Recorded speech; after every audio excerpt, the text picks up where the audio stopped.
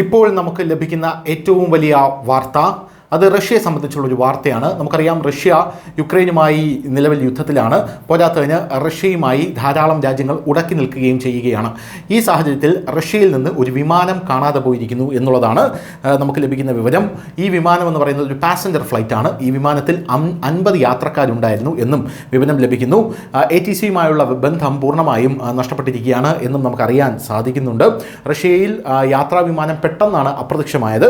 50 പേരുണ്ടായിരുന്ന വിമാനം അമൂർ മേഖലയിൽ പറക്കുന്നതിനിടെയാണ് പെട്ടെന്ന് ബന്ധം നഷ്ടപ്പെട്ടതായി പ്രാദേശിക എയർ ട്രാഫിക് കൺട്രോൾ അറിയിച്ചത്. അമൂർ മേഖലയിൽ നിന്നുള്ള 50 യാത്രക്കാരും ജീവനക്കാരും സഞ്ചരിച്ചിരുന്ന AN-24 പാസഞ്ചർ വിമാനവുമായുള്ള ബന്ധം നഷ്ടപ്പെട്ടതായി Russian air traffic control room അറിയിച്ചു. സൈബീരിയയിലെ അങ്കാര എന്നറിയപ്പെടുന്ന എയർലൈനാണ് വിമാനം പ്രവർത്തിപ്പിച്ചിരുന്നതെന്ന് പ്രാദേശിക അടിയന്തര മന്ത്രാലയം ഇപ്പോൾ അറിയിച്ചിട്ടുണ്ട്. ചൈനീസ് അതിർത്തിക്കടുത്തുള്ള അമൂർ നഗരത്തിൽ നിന്ന് റഡാർ സ്ക്രീനിൽ നിന്ന് അത് പെട്ടെന്ന് അപ്രത്യക്ഷമാവുകയായിരുന്നു എന്നാണ് അറിയാൻ സാധിക്കുന്നത്. പ്രാഥമിക വിവരങ്ങൾ അനുസരിച്ച് 5 കുട്ടികൾ ഉൾപ്പെടെ 43 യാത്രക്കാർ വിമാനത്തിലുണ്ടായിരുന്നുവെന്ന് റീജിയണൽ ഗവർണർ വാസിലി ഓർലോവ് ഇപ്പോൾ പറയുന്നുണ്ട്.